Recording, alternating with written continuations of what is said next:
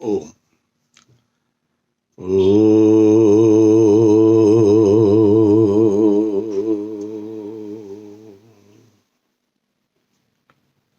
ओम। आज से हम गीता ज्ञान के कुछ वीडियोस को आपके लिए उपलब्ध करा रहे हैं। गीता वो ज्ञान है जो कि योगीराज श्री कृष्ण ने अर्जुन को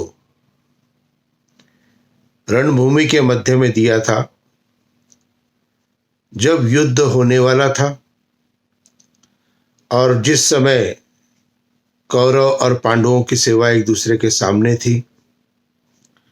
उस समय जो कृष्ण ने धनुष का त्याग कर दिया था और ये कह दिया था कि अब मैं युद्ध नहीं करूंगा,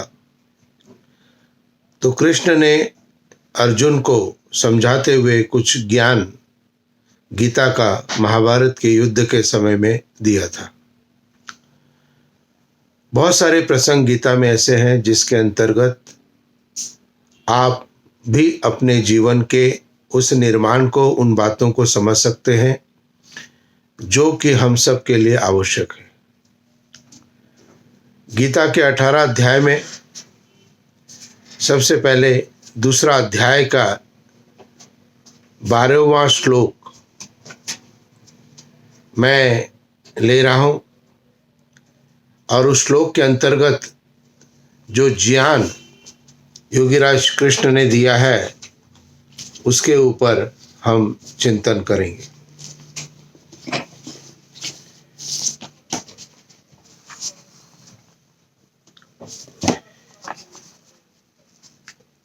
श्लोक है, न त्वेवाहं जातु नासं न त्वं नेमे जनाधिपा न चैव न भविष्यामः सर्वे वयमतः परम। आपके पास यदि गीता हो तो आप इस श्लोक को निकालें, पढ़ने का और समझने का प्रयत्न करें।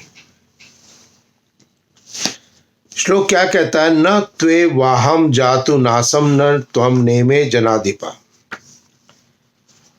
अर्जुन को जो उपदेश दिया गया है उस उपदेश के अंतर्गत योगीराज श्री कृष्ण जी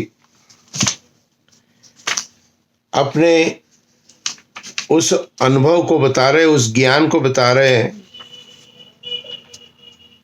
कि मनुष्य की आत्मा का क्या कभी नाश होता है या क्या है, आत्मा के संदर्भ में यहाँ बताया गया है। अब मंत्र श्लोक क्या कहता है? यहाँ हम श्लोक कहेंगे, मंत्र नहीं कहेंगे। मंत्र वेद के किसी भी मंत्र को मंत्र कहा जाता है क्योंकि वो ईश्वरीय ज्ञान है, और श्लोक किसी भी अन्य के माध्यम से हमारे पास जो ज्ञान आता है उसको श्लोक हम कहते हैं। न तो एवं एव, न तो ऐसा ही है, अहम जातु न आसम, मैं किसी काल में नहीं था, त्वम न असौ, तू भी नहीं था, ईशे जनाधिपा, इमे जनाधिपा न, यह राजा लोग भी नहीं थे, न च एवं, और ऐसा ही है, अतः परम वयम सर्वे न भविष्यामः, इसके आगे हम सब भी नहीं रहेंगे। जब अर्जुन ने ये कहा कि ये सभी जो मेरे सामने जो जितने भी है वो सब मेरे गुरुजन हैं, मेरे आदर सम्मान के योग्य है, इनके विपरीत मैं किस प्रकार से अपने इस धनुष का प्रयोग करूंगा। तो योगीराज श्री कृष्ण ने कहा था कि यदि तू यह समझता है कि देहों के साथ हम सब के आत्मा भी मर जाएंगे तो यह सत्य नहीं है। अर्जुन ने समझ रहा था देह के साथ में इनको जब मैं मृत्यु को प्राप्त कराऊंगा तो इनकी मृत्यु हो जाएगी। तो योगीराज श्री कृष्ण ने उसको समझाया है कि देह के साथ आत्मा भी मर जाएंगे, ऐसा नहीं है। यदि तू किसी को मार रहा है तो निश्चित रूप से उसकी केवल देह का नाश हो रहा है, आत्मा का नाश नहीं हो रहा है, क्योंकि किसी समय भी मैं नहीं था, तू नहीं था और ये सामने राजे नहीं थे। एक समय पहले का मान लीजिए 400-500 वर्ष पूर्व का था, उस समय में भी न मैं था, न तुम थे, न अन्य कोई था। तो ऐसा था कि पूर्व में भी ऐसा था कि ये लोग नहीं थे सशरीर, और आगे आने वाले समय में भी यह लोग नहीं होंगे सशरीर, क्योंकि यह सत्य नहीं है कि इस जन्म के पश्चात भी हम सब नहीं होंगे। अब ये जो वर्तमान जन्म प्राप्त हुआ है हम सबको, ऐसा नहीं है कि इस जन्म के बाद हमारा फिर से शरीर नहीं होगा। निश्चित रूप से शरीर प्राप्त होगा और हमारा पुनः एक शरीर आत्मा को प्राप्त हो जाएगा। क्योंकि आत्मा कभी भी मृत्यु को प्राप्त नहीं होता है।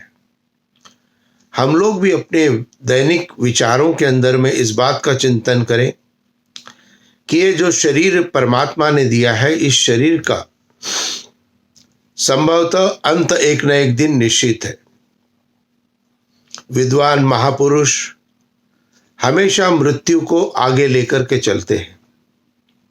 आगे से तात्पर्य उनको पता होता है कि यह शरीर कभी न कभी मृत्यु को प्राप्त हो जाएगा और मेरी आत्मा को, जो इस समय मेरे इस शरीर के अंदर है, इसको एक नया शरीर मेरे कर्मों के हिसाब से परमात्मा की व्यवस्था से प्राप्त होगा। और साधारण मनुष्य क्या करता है? वो मृत्यु से डरता है, मृत्यु से भागता है।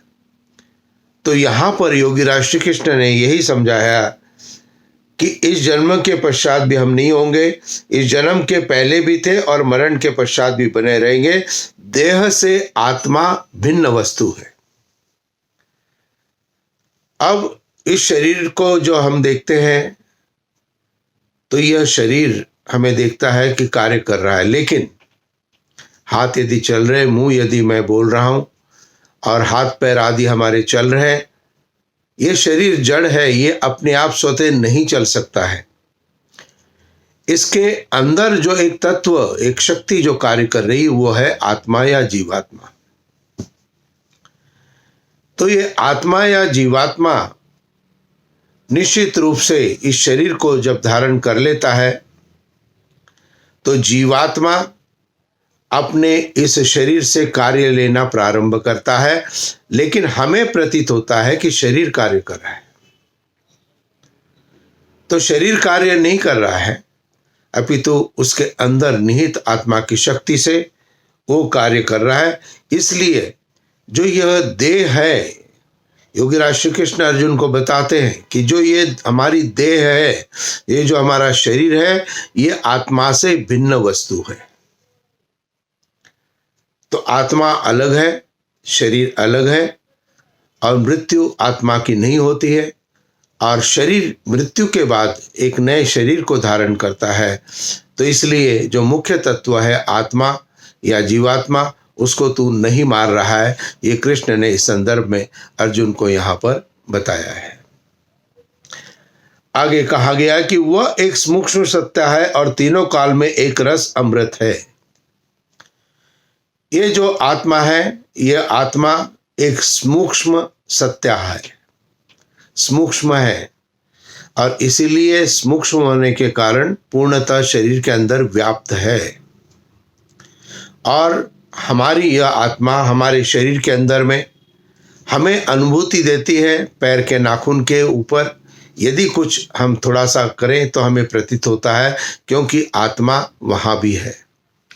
शरीर के ऊपरी भाग, मस्तिष्क के ऊपर, सिर पे कहीं पर भी कुछ हम करें तो भी हमें प्रतीत होता है। इसलिए जब आत्मा शरीर का धारण करता है तो उस धारण करने के बाद में आत्मा पूर्णतः शरीर के अंदर व्याप्त हो जाता है।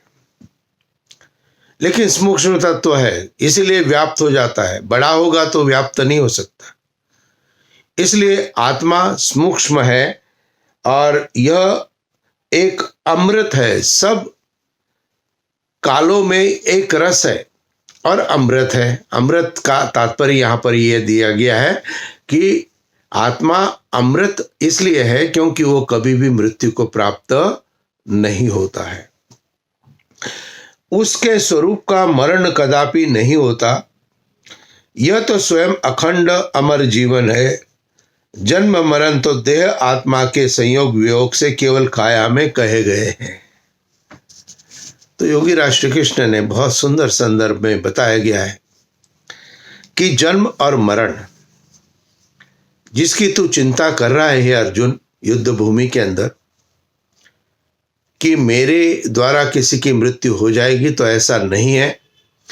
केवल मात्र जो देह है, यह देह का ही केवल नाश होगा और इसका जब वियोग होगा, शरीर का जब वियोग होगा आत्मा से, तो आत्मा को ईश्वर की व्यवस्था से एक नया शरीर प्राप्त होगा। इसलिए तू यदि किसी को मार रहा है तो वो शरीर को मार रहा है, क्योंकि आत्मा कभी भी नहीं मर सकती है। और भी अनेकों संदर्भ आत्मा के विषय में आगे कहे गए। तो गीता ज्ञान के अब आगे के संदर्भों में हम निश्चित रूप से ऐसे ही कुछ श्लोकों को लेकर के आपके सामने उपस्थित होते रहेंगे। आपका बहुत अधिक मुझे सौभाग्य प्राप्त हो रहा है। आप सबने अपने स्वयं के चैनल को, मेरे को अपने सब्सक्राइब किया हुआ है। आपके परिवार के भी बहुत से लोगों ने और सब ने, अधिकतर परिवारों ने भी अपने बच्चों के सबके अंदर इसको सब्सक्राइब किया गया है, जिससे यह वेद का जो ज्ञान है, जो चाहे गीता के माध्यम से हो, चाहे उपनिषदों के माध्यम से, चाहे दर्शनों के माध्यम से हो, चाहे योग के माध्यम से हो, ये सभी ज्ञान हमें वेद के द्वारा प्राप्त हुआ है। और इस वेद ज्ञान की प्राप्ति आपके परिवार में प्राप्त हो, यह मेरा उद्देश्य है। इसके लिए मेरा आग्रह है, आप परिवार के सभी सदस्यों, जितने भी आपके परिवार में आपके बच्चे हैं, बेटे हैं, बहू है, सबके मोबाइल में इस चैनल को सब्सक्राइब जरूर करें, जिससे उनको निरंतर ज्ञान प्राप्त होगा। आपके लिए शुभ आशीर्वाद की कामना करता हूं। इति ओम शांति शांति शांति। ओम शांति शांति शांति। नमस्ते जी।